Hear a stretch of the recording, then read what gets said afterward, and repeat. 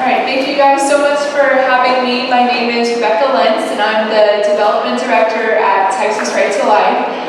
Texas Right to Life works to protect innocent life from womb to tomb, and there are actually some really horrible laws in Texas that impact your rights when you go into the hospital or you might be sick. And so I'm going to get into all of that really quick. I'm only supposed to talk for 5 minutes, and there's a lot that happened or didn't happen on the pro-life stuff during the legislative session. So Texas Right to Life's #1 legislative priority was the Texas Abolition Strategy. And this was a bill that would ban all abortions in Texas. That was carried by Senator Perry in the Senate, SB 1647, and Dr. Oliverson in the House, that was HB 3760. And so this bill would have banned all abortions in Texas, and the Senate passed it back in March.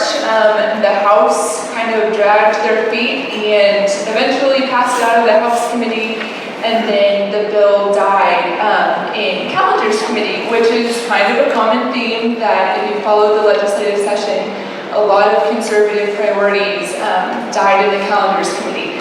If you don't know what the Calendar Committee is, it's just it's an additional committee in the House where after a bill has passed out of committee, the Calendars Committee decides what's going to make it to the House floor. So it's kind of a sneaky way for them to kill bills because their votes are not public.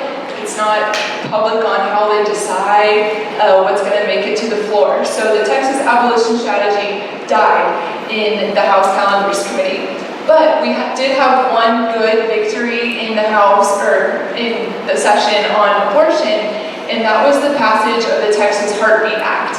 And so this bill will ban all abortions in Texas after a heartbeat is detectable. A baby has a heartbeat at 18 days after conception, and it's detectable on a sonogram as early as 6 weeks. And most women may or may not know that probably do not know that they're pregnant at this point. This is different than the other heartbeat bills that have passed around the country because the enforcement is at the civil level, which means that regular people, like all of you, have the ability to sue an abortionist or anyone that aids and abets an abortion happening in your community or anywhere in Texas. So we have Texas Right to Life is going to be leading the way, helping Texans that want to get involved in these lawsuits and help make sure that your community is abortion-free. But like I said, we have to abolish all abortions. So the heartbeat bill was a great step in that direction, but we still have a lot of work to do in terms of abolishing all abortion. So we want to see the Texas Abolition Strategy as part of the special session call. And then, like I said, we work to protect innocent life from womb to tomb. So in Texas, there's this horrible law, the Texas Advanced Directives Act, and there's a portion of this law that we call the 10-day rule.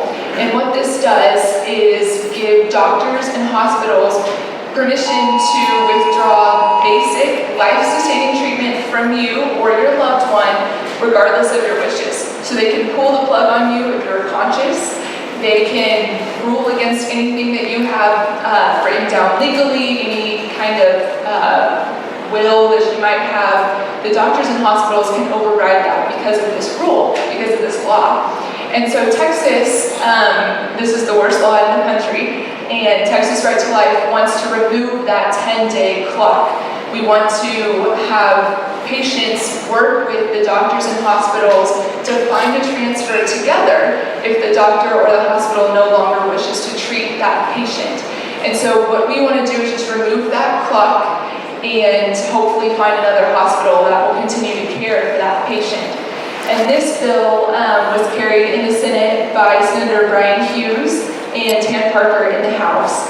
And both versions, the House and the Senate version, passed out of committee but never made it to the floor. So the House version died again in Calendars Committee, and the Senate version, it is our understanding that there were several Republican senators that banded together behind closed doors to say, we're not for this bill, we're not going to vote for it. And so the Lieutenant Governor knew that he didn't have the votes for it, and so we didn't bring it to the floor. But we didn't get a public vote. So we don't know specifically all of the senators that weren't for it, but we know for sure that Senator Donna Campbell and Kel Seliger are not. So we want to see the Texas Advanced Directives Act, the 10-day rule, reformed and as part of the special session call. So like I said, we want to see the special session. We want these two bills on the call. And if you want more information or want to get more plugged in, visit my table outside and we can talk and connect and have some more information for y'all. So thanks for letting me speak for a little bit.